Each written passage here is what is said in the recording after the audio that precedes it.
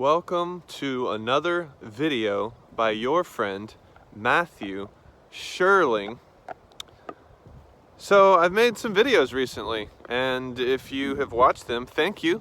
If you haven't, and you like this one, then maybe you should check them out, especially because this one relates with the other ones. So I made a video recently about a philosophy of consecration. Consecration means the act of making sacred, and I argue that, beyond religion, the act of making sacred is facilitating heightened intention, attention, and care. That's a very simple way to put it.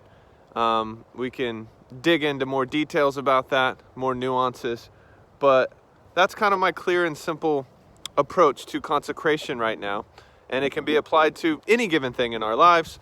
We can have unconsecrated versions of something or consecrated versions of something, including relationships, including our routines, anything. Literally, it pervades all aspects of our lives, and I think it's really helpful and juicy and beautiful to do that personally. And I made a video about a philosophy of meaning, and in that I argue that what we find meaningful is what we return to most, and what we return to most is not always good, it's not always bad, it's not always fully free, and it's not always fully conscious.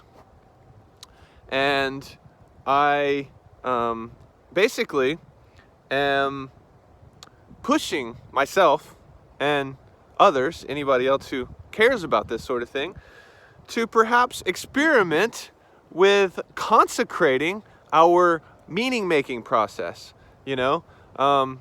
bringing more heightened intention, attention, and care to the things that we return to. And yeah, check out either one of those videos if you're interested. Now today I want to talk about my philosophy of the soul, and it piggybacks off of consecration and meaning making. So here's the idea. From my view, we all have an inner wilderness. That's what I'm calling it. An inner wilderness. And that is our default state of our inner environment, you could say, right? That is our default state. That is the unconsecrated state of our inner environment. And I hope that the wind is not too loud right now. Forgive me if it is. I love you, wind. But I hope you are not compromising the sound of this video. We have an inner wilderness, and that inner wilderness is content and activity, right? The activity is usually, restless and very kind of all over the place and unwieldy, you could say, right? And the content can be memories, it can be memories that we return to more often than others, and that involves the whole meaning-making process, right? Returning. It can be perceptions, it can be mental habits, it can be emotional habits, it can be our hang-ups, it can be our loops, all of the inner content that we have. So we have that inner wilderness, right? We find ourselves confronting this inner wilderness. And my idea of the soul is that the soul is the consecrated inner environment. So that is bringing heightened attention, intention, and care to our inner environments, right? And by doing that, we start cultivating what I'm calling the soul landscape, or the soulscape, right? And I even have a kind of a step-by-step process that I've outlined that I think is rich and helpful. As much as I'm hesitant to offer a step-by-step process, I do find it to be fruitful So the first step of cultivating the soulscape, right, is to train the puppy mind. That's what I'm calling it. To train the puppy mind. You know, often our minds do operate like puppies, right? Figuratively, we are just kind of distracted and stimulated and captured by stimuli in kind of a uncontrolled way, and we, metaphorically dig into the trash can and eat the chocolate cake and then get sick and then go back to it and eat it again and that sort of thing, right? So we have a puppy mind. That is our default mind, basically. And for the rest of our lives, right when we start trying to pay attention to the puppy mind or to train the puppy mind, it's a never-ending process. We're always working with the puppy mind. We always have the capacity for our minds to operate like puppies. But the first step in this cultivating the soulscape is to start paying attention to and training the puppy mind. And there are many different techniques we can do to do that. And we'll talk about practices in a bit.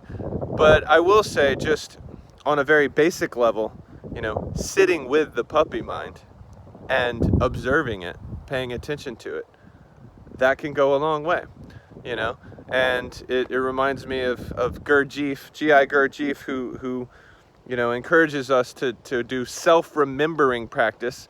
And it's basically like represencing, or kind of being unconditionally present, trying to practice unconditional presence.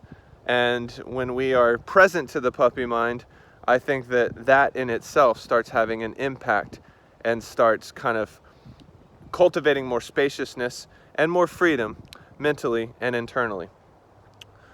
The second step is taking inventory, right?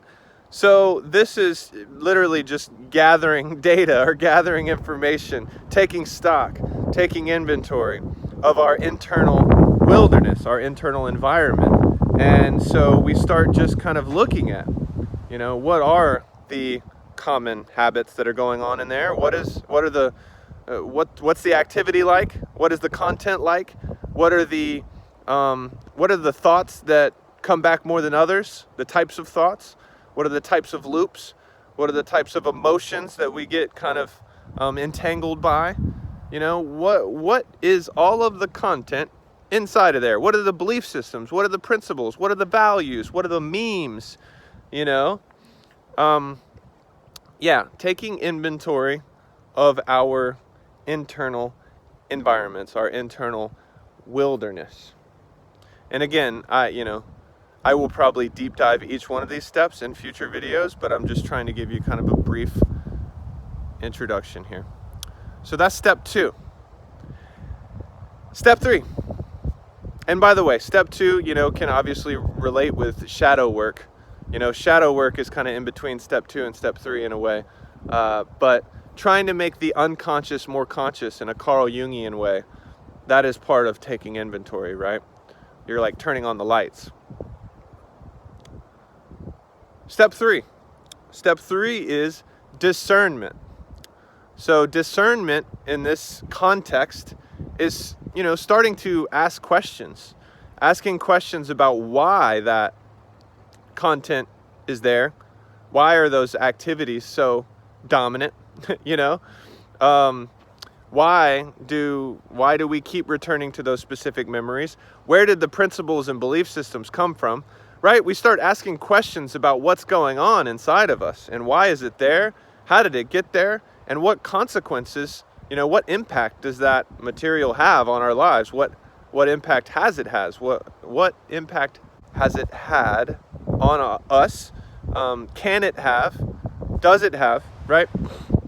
So we start discerning, and we can even discern, what should we kind of preserve in there? What should we transform in there? And what can we possibly discard that's in there, right?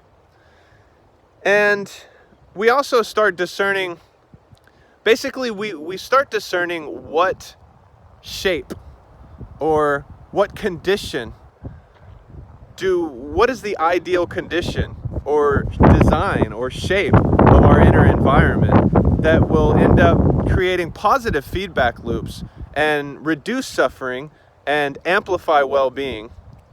That might sound cheesy or something, but it's true, right? What are ways that we can coordinate or design or shape our inner environments so that our inner environments are not creating unnecessary suffering, but instead are kind of bringing meaning, purpose and peace and a sense of well-being, right? And a part of that process, a part of the discerning process is what can we, and part of that designing process is saying, what can we kind of add to, right? And so this is where it gets, in my process of doing this, and I do want to say that, I am somebody who definitely celebrates idiosyncrasy and personhood and uniqueness. I think that's very important for us to kind of, embrace our own weird, follow our own weird, embrace our own path. We all have different inner environments. We all have different activities and content. We have different hang-ups. We have different blockages, strengths, and weaknesses, right? And we have to work with that. We have to work with our base materials, and we can alchemize our base materials into something beautiful, And a big part of this soul cultivation is creating a beautiful life, creating a beautiful soul, creating a beautiful inner environment. I plan to make a video about beauty soon, so look out for that.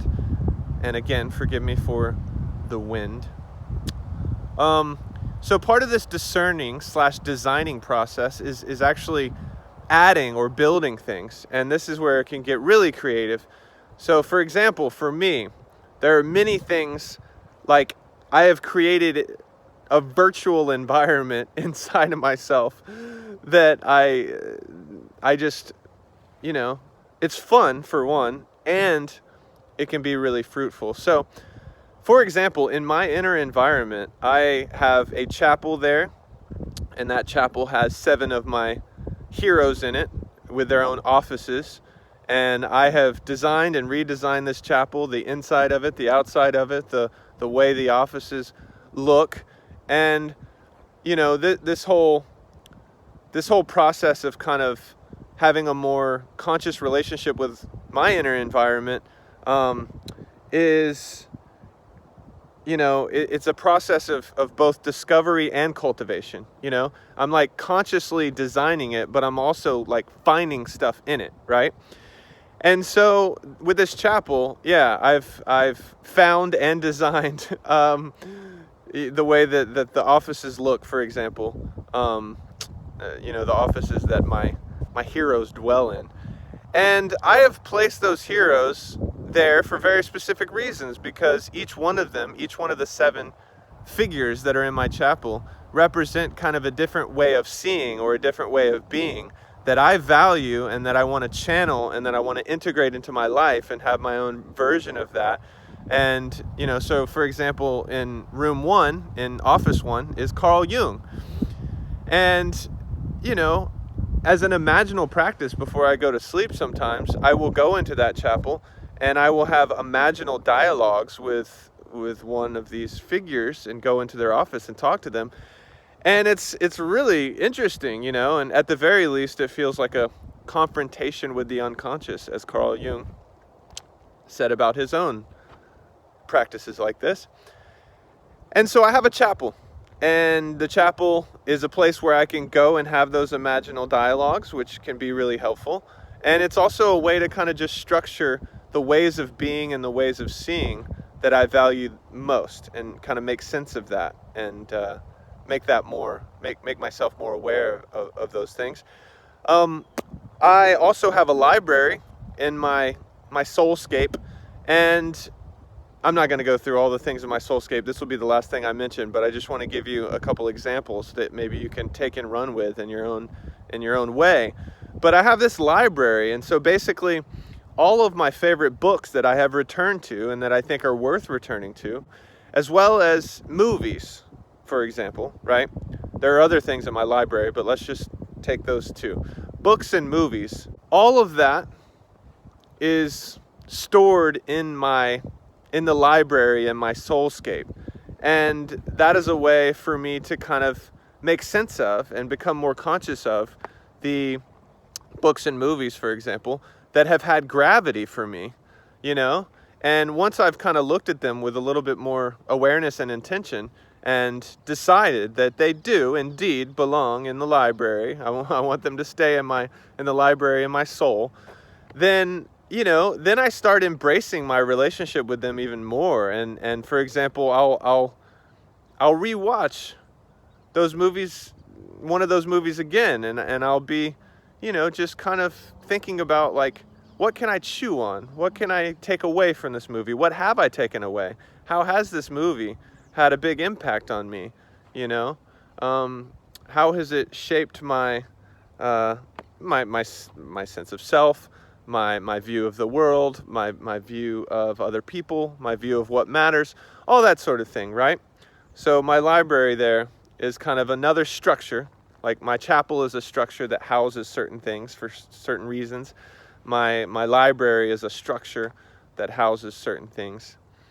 And so those are just two of the structures in my inner environment. And, you know, it's up to you if you go through this process, whether you want to do that sort of thing. But for me, I find it fun and interesting to actually create this virtual environment in my soulscape.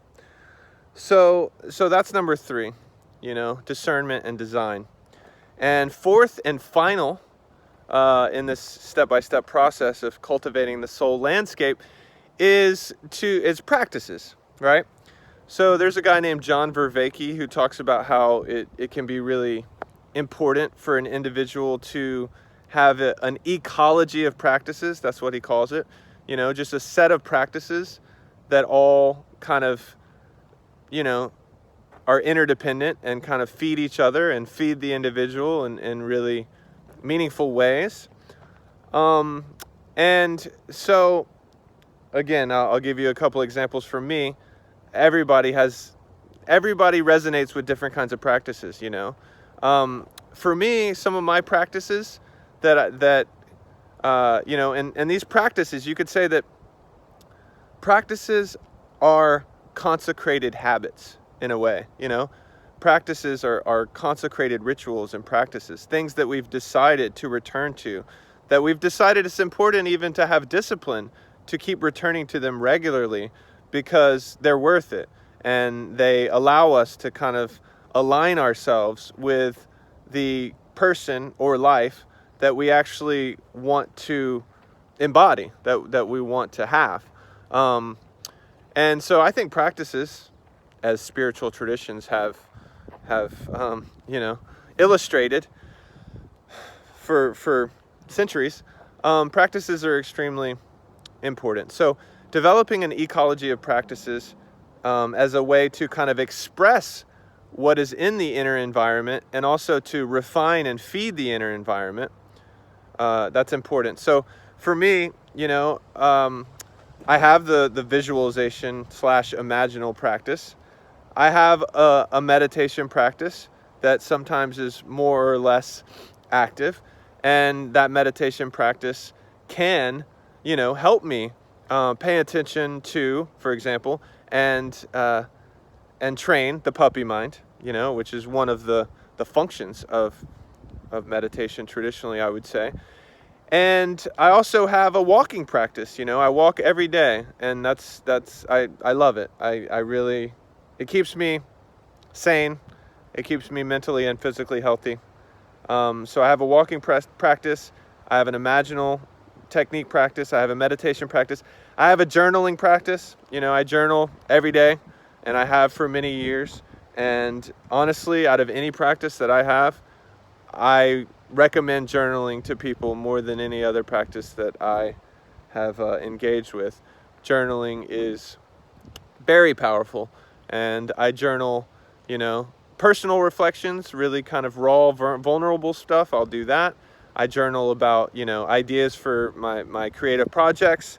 I journal about everything you could possibly imagine, and I love it. So those are just some of my practices, but developing an ecology of practices, that can be kind of, you know, translating the inner environment into the outer environment. And, you know, just to mention, I really value community, and one of my practices is trying to cultivate creative community and meaningful community. And yeah, that's another way that's very kind of concretely like trying to honor and value the external, and not just the internal, right? And kind of having a dynamic and rich relationship between the internal and the external. So that is the idea of cultivating the soulscape. And like I said, I plan to make other videos that dive deeper into each part, but that's the basic overview, the basic introduction. And I will leave you with this. Working on oneself is very important. I think that one of the shadow sides and dangers of that is it can be too kind of self-absorbed, and people just it can be like navel gazing or whatever, and they just retreat inside of themselves and don't necessarily honor or celebrate or see the importance in kind of the social, or, you know, things beyond the self, right? I don't ever want to I don't ever want to get sucked in by that danger, you know? And so soon I'm going to make a video about what all of this, the collective version of this, right? Cultivating the soul landscape in a collective way, because I think that you could say there is a collective soul, you know, and there's a collective wilderness that can be consecrated, right? And so I think that that's equally important. But I do think that kind of it does start within, or at least that can be a very good starting place, to start within, to start with the individual, and then start thinking about how that can stretch to the collective and all that. So I will make a video about cultivating the soul landscape in a collective way. Until then, peace out. I hope you're well. Take care of yourselves. Bye.